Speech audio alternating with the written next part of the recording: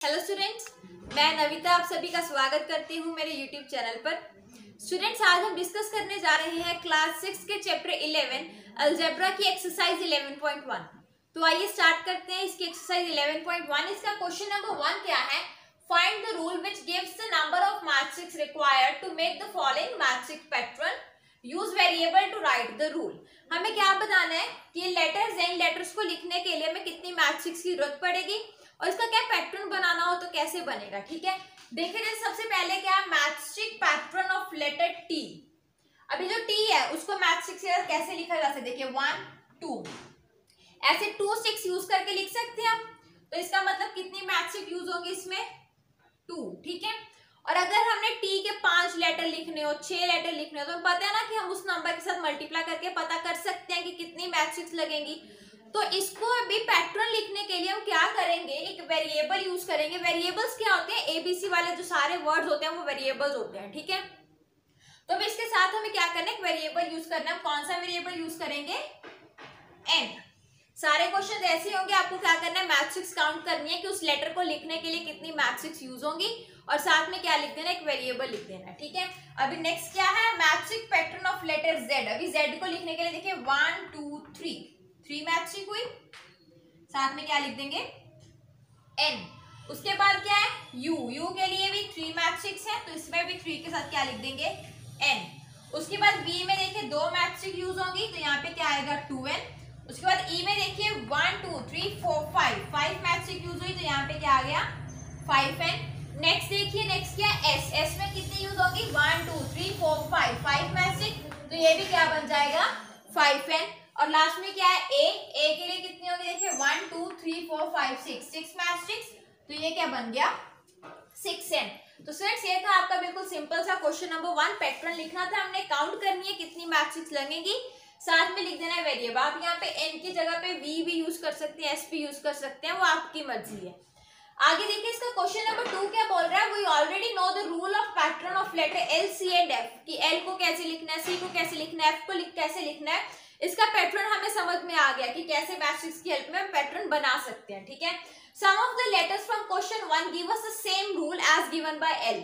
अभी क्वेश्चन 1 में वैसे ही रूल्स यूज हुए हैं जो एल में यूज होंगे। अभी एल लेटर लिखने में कितनी मैट्रिक्स यूज होगी, देखिए 1 2।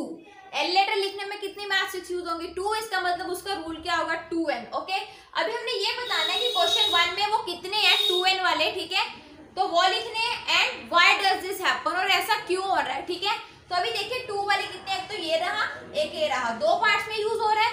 तो हम यहाँ पे क्या लिखेंगे कि letter T and V has, letter T and V has same pattern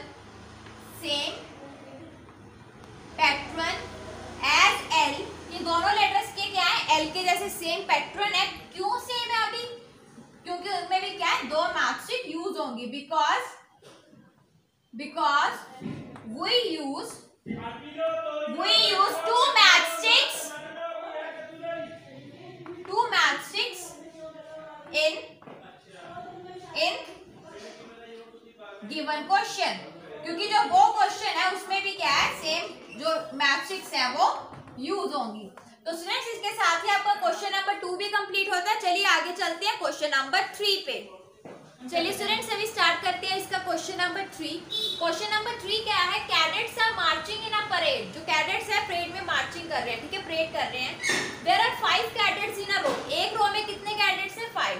what is the rule which gives number of cadets given number of rows. तो रूल बताना है क्या होगा इसका, सेम जैसे हमने फर्स्ट क्वेश्चन में किया है वैसे ही होगा। इसमें कैडेट्स देखिए कितने हैं, 5। ठीक है, नंबर ऑफ रोज उसने क्या बोला, लेना है n, तो इसका मतलब इसका रूल क्या हो गया, 5n। साथ में आप चाहे लिख लीजिए कि where n is number of rows. यहाँ पे n हमारे क्या है, नंबर ऑफ रोज है। आगे देखिए, there are 50 mangoes in a box. एक बॉक्स में 50 मैंगोज हैं, तो b लेना है, सेम वैसे ही बस सिंपल 50b लिख देंगे इसको। और यहाँ पे क्या लिखेगा, where b is number of boxes. Next देखिए क्या है, the teacher distribute 5 pencils per student. 5 pencil एक स्टूडेंट को दी। Can you tell how pencils were needed, given number of students use S for the number of students. कि अगर जितने students हैं उसको टोटल कितनी पेंसिल्स देनी पड़ेगी, बिल्कुल सेम करेंगे, 5 के साथ डालेंगे S, और यहाँ पे S क्या है, number of students, where S is number of students. आगे देखिए नेक्स्ट क्या है, a bird flies 1 kilometre in 1 minute, 1 minute में बर्ड कितना फ्लाई करता है, 1 kilometre. Then can you express the distance covered by the bird in terms of flying time in minutes? So इसको भी एक्सप्रेस करना है। देखिए इसको क्या लिखेंगे, 1t, ठीक है। यहाँ पे t हमारा क्या है, फ्लाइंग टाइम ऑफ बर्ड, ठीक है, where t is flying time of bird. उसके बाद देखिए हमारा क्वेश्चन नंबर 7 क्या है, Radha is drawing a dot rangoli. फिर राधा क्या एक रंगोली ड्रॉ कर रही है। She has 8 dots in a row. एक रो में कितनी डॉट्स हैं, 8. Then how many dots will her rangoli have for r rows? कि अगर उसके पास r rows होंगी तो कितनी डॉट्स होंगी उसके पास, 8r, ठीक है। यहाँ पे r क्या है, हमारी number of rows, where r is number of rows. ये तो इसका एक पार्ट हो गया। आगे उसने क्या बोला है, how many dots were there if there are 8 rows. अगर रोज 8 हो जाएं तो उसमें कितनी डॉट्स लगेंगी, ठीक है। देखिए आर हम यहाँ पे क्या है, नंबर ऑफ डॉट्स है ना, अगर नंबर ऑफ रोज है, अगर रोज 8 हो गई तो कितनी, 8 into 8 मतलब टोटल कितनी डॉट्स लगेगी तब, 64 डॉट्स। और नेक्स्ट देखिए देयर आर 10 रोज, अगर रोज 10 हो गई तो 8 into 10 कितना हो जाएगा, 80 डॉट्स। अगर डॉट्स 10 हो गई तो यहाँ पे हम टोटल कितनी डॉट्स लगेगी, 10 रोज में 80 डॉट्स। तो स्टूडेंट्स इसके साथ ही आपका क्वेश्चन नंबर 7 भी होता है कंप्लीट। चलिए आगे चलते हैं क्वेश्चन नंबर 8 पे। चलिए स्टूडेंट्स अभी करते हैं क्वेश्चन नंबर 8। क्वेश्चन नंबर 8 क्या है, लीला इज राधा's यंगर सिस्टर। जो लीला वो क्या है, राधा की यंगर सिस्टर है, ठीक है। Leela is 4 years younger than Radha. Can you write Leela's age in terms of Radha age, takes Radha age to be x years। अभी राधा की एज कितनी है, Radha's age is equal to कितनी है, x years। तो लीला की एज कितनी होगी, लीला's एज, जो लीला है वो राधा की यंगर सिस्टर है, तो लीला की एज कितनी होगी, राधा से ज्यादा होगी ना, तो मतलब क्या आएगी वो, x कितनी ईयर्स यंगर है, 4 years, तो क्या आएगा x + 4 years। तो स्टूडेंट्स ये हो गया हमारा क्वेश्चन नंबर 8। आगे चलते हैं क्वेश्चन नंबर 9 पे। क्वेश्चन नंबर 9 क्या है, mother has made laddoos, she gave some laddus to guests and family members, still 5 laddus remained। Laddu बनाए मदर ने, वो बना के कुछ लड्डू उसने अपने गेस्ट को और फैमिली मेंबर्स को दे दिए। उसके बाद कितने लड्डू बच गए, 5 बच गए, ठीक है। If the number of laddoos mother gave away is L, कि जितने लड्डू मदर ने दे दिए अगर वो कितने L हैं, then how many laddoos did she make, तो उसने टोटल कितने लड्डूज बनाए होंगे।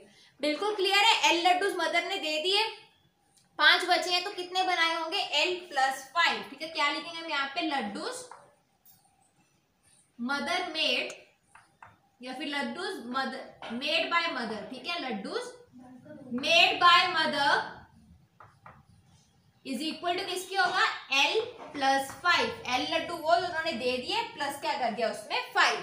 आगे चलते हैं क्वेश्चन नंबर 10 पे। क्वेश्चन नंबर 10 क्या है, oranges are to be transferred from larger boxes into smaller boxes. Oranges को क्या है, बड़े बॉक्स से छोटे बॉक्स में ट्रांसफर किया गया।